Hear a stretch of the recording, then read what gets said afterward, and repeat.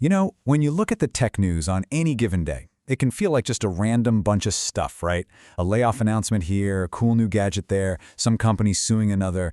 But if you actually take a step back and connect the dots, a much bigger and honestly a way more interesting story starts to take shape. And it's all about a fundamental shift in what technology is and what it's becoming. So what exactly went down today? Well, it was a total whirlwind. We saw some huge moves playing out in what feel like completely separate worlds. For starters, we saw nations making these big strategic plays in the world of geopolitics. I mean, we're talking about tech not as a commercial product anymore, but as a real tool of national power and policy. And then, of course, you had all the usual action and the world of gadgets. Companies rolling out new products, pushing out software updates, all of them trying to grab our attention and basically redefine their little corner of the market. And then, kind of bubbling underneath all of that, Yep, the world of lawsuits. High-stakes corporate battles being fought over the patents that literally define who owns what.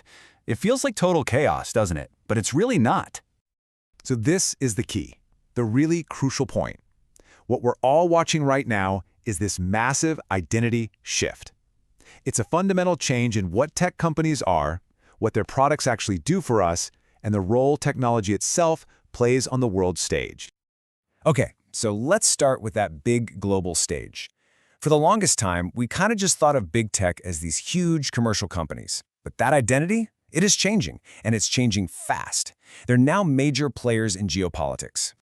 And you can see this shift happening at every single level. Take Amazon, for example. They announced more job cuts, and the language they used was all about needing to stay nimble. This is a giant company literally redefining its internal identity just to deal with these massive market pressures.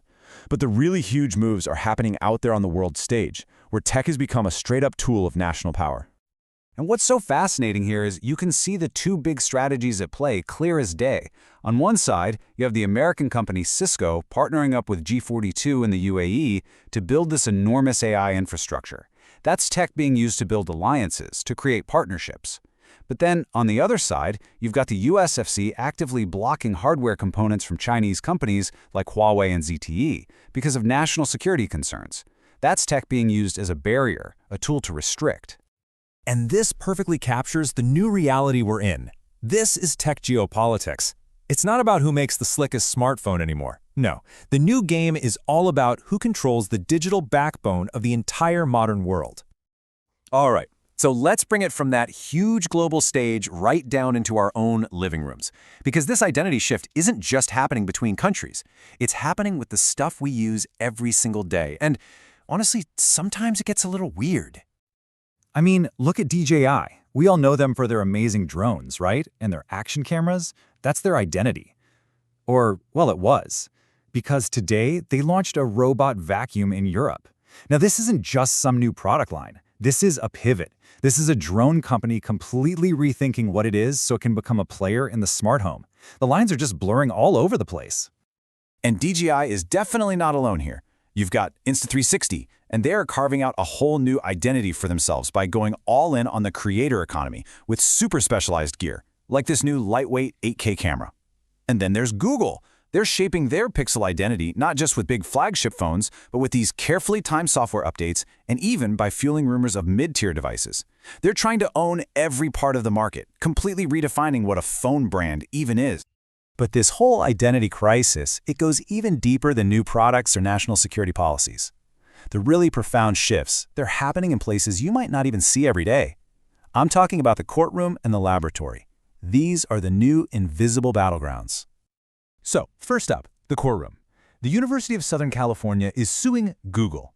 They're claiming that the core technologies inside Google Maps and Google Earth are actually based on their patents. Now look, this isn't just about money. This is a fight over ownership, over identity. Who really invented the tech that lets us see the entire world from our screens? The answer to that question defines a company's entire legacy. And the second front line? It's maybe even more critical. It's the human body. We're seeing tech's identity expand from something we just hold in our hands to something that can actually analyze what's happening inside of our own cells.